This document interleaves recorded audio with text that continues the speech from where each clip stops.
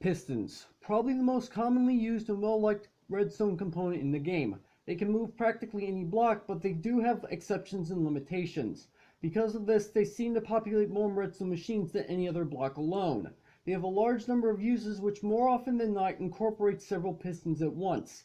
And while crafting them takes up the entire 3x3 crafting grid, they're not overly expensive to make. So, what all possibilities do pistons have? Let's find out.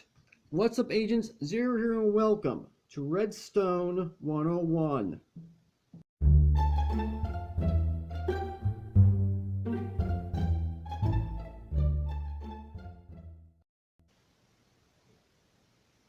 This is the show that'll teach you more about redstone so that you can build better contraptions. And I gotta say, there's quite a number of uses that pistons have. And while I did say they work with other pistons, they actually can work with a lot of other redstone components themselves. So let's go ahead and get started. So first we're going to take a look at the crafting recipes. The first is the regular piston. You need 3 wood planks, doesn't matter what kind, 4 cobblestone, 1 iron ingot, and 1 redstone dust, and it'll give you a piston.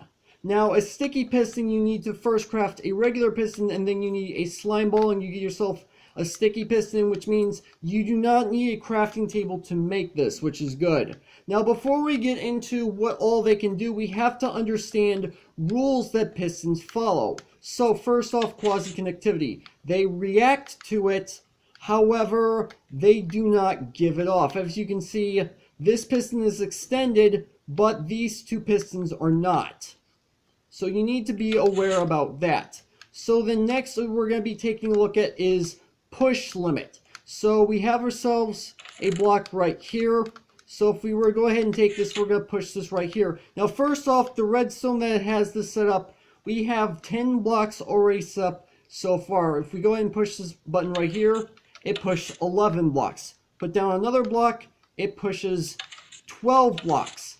However, if we put down another block, it does not move. Pistons can only push up to 12 blocks at once. If you go to 13 and up, then your redstone machine is not going to end up working. So now that we understand the rules, let's go ahead and take a look at the actual pistons themselves. And first we're going to take a look at what the difference is between regular pistons and sticky pistons. So we're going to place a block here. This is a regular piston. And then this one right here is a sticky piston. Let's put a block here. So if we go ahead and push this button, the regular piston pushes the block, then retracts. However, the sticky piston pushes the block, and then when it retracts, pulls the block with it, which is really good. Something else that you can do with sticky pistons has to do with slime blocks. So let's go ahead and pull this out. And let's go ahead and push this button. It's going to extend, and the slime block is in fact going to pull the block with it. Now, you also have to keep in mind the push limit whenever you're using slime blocks. However, you can join more than 1 slime block at once, which means you can pull quite a number of blocks at once, even from a distance.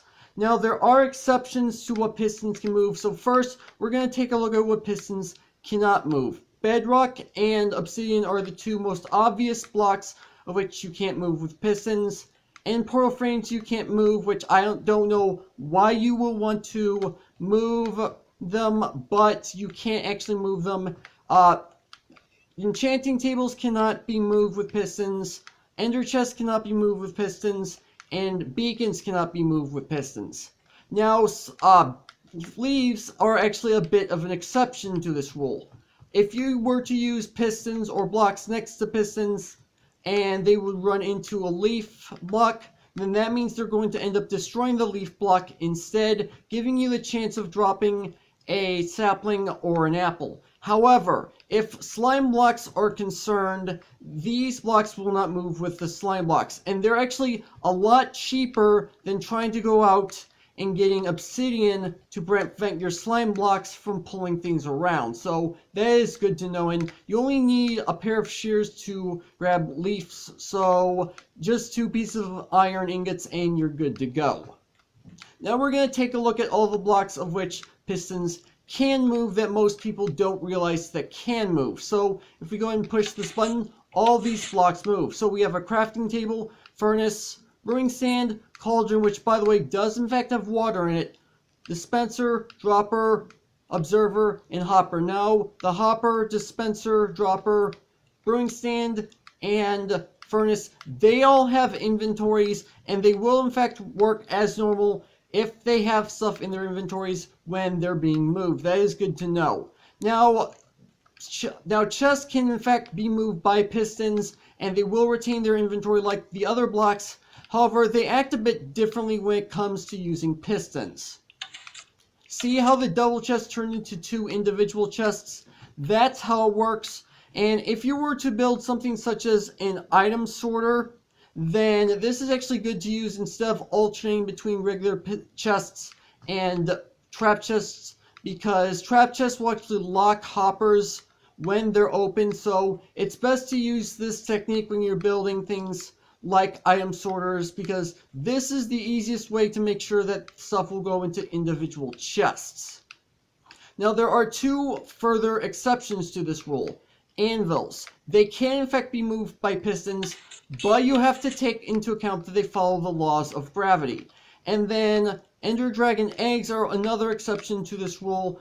When you defeat the Ender Dragon and spawn the end portal back to the overworld, you can actually grab the Ender Dragon egg, but only after the first time you actually defeat the Ender Dragon. Further times, if you have not collected the Ender Dragon egg, then you cannot get it. Now, in order to get the Ender Dragon egg in the first place, you have to use pistons. If you try to mine it, it isn't going to work. It's just going to simply destroy the egg. So if you want to use a piston, this is how it works. You break it using a piston just like that. Now let's take a look at some other uses for pistons as well. Right here, we have ourselves a double piston extender. Now, you can also do triple piston extenders. You can expand them about as far as you could possibly go, but you have to keep in mind that they do have push limitations, and they can actually also go vertically instead of horizontally. So this is what's known as the 2-4-0 setup. So if we go and flick this lever, what happened is that this piston extended, then this piston got power, which then extended this block. And apparently I got something wrong here. I'm not sure what. Oh, yeah.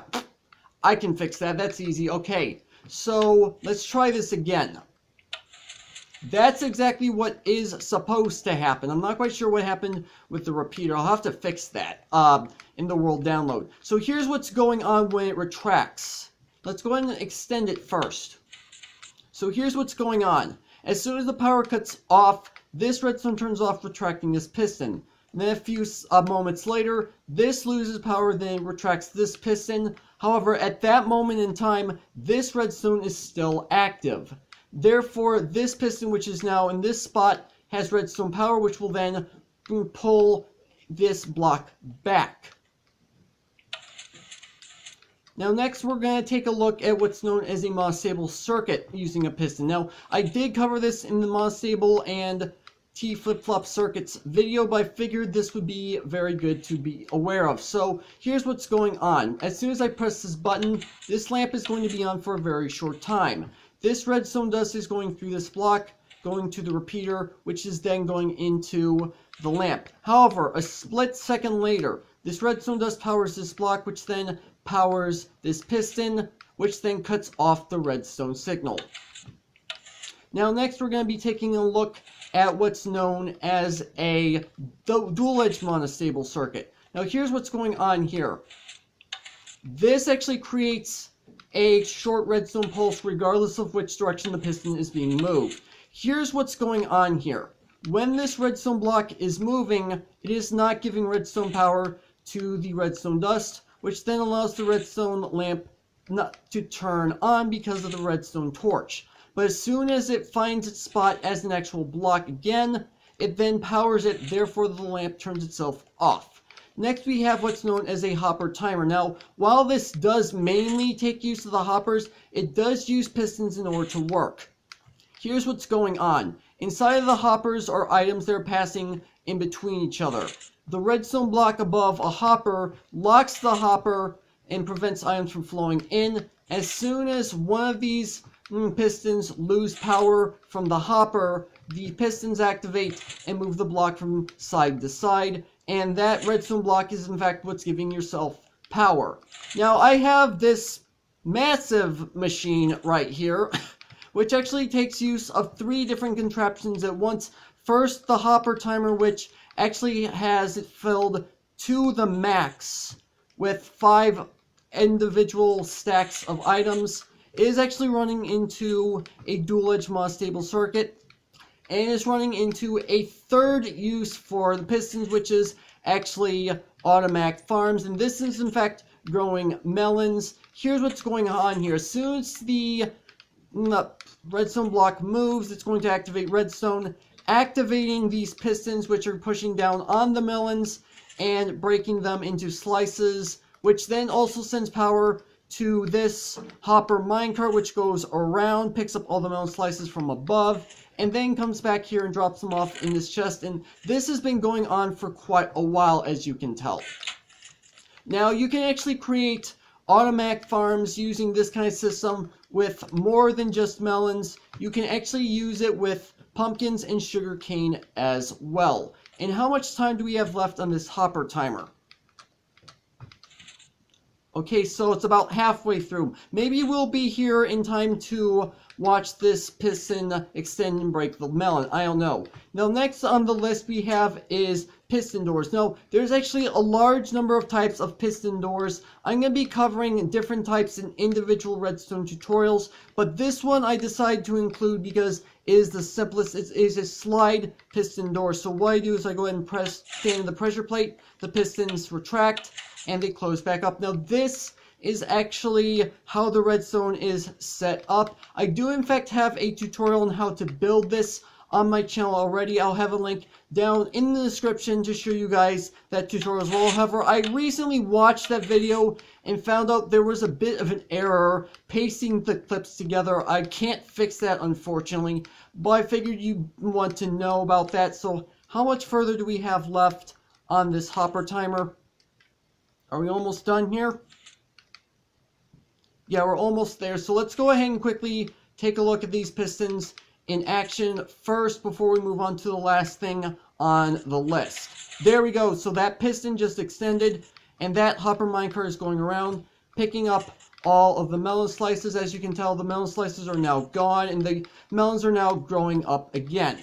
Now, the last thing on the list with which I'm going to be showing you guys doesn't actually involve redstone at all. You can actually create text with the pistons themselves, and this is what it looks like from the back. It doesn't look all that great, I admit to that. And it says then that's because this is actually the end of the uses that I have for pistons for right now. Now, there will be a world download in the description if you guys decide you want to take a look at this for yourself. I will in fact have the double piston extender fixed in the world download. I'm not quite sure how I managed to mess that up, but that's going to have to do it for this video. Hopefully you guys have enjoyed. If you did, make sure to hit that like button. Want more? Then make sure to hit that subscribe button for future content. Also, you can follow me on Twitter at AgentCPU0 to stay updated. This has been Zero Studios. Thank you guys for watching. And with that, I will see you guys later.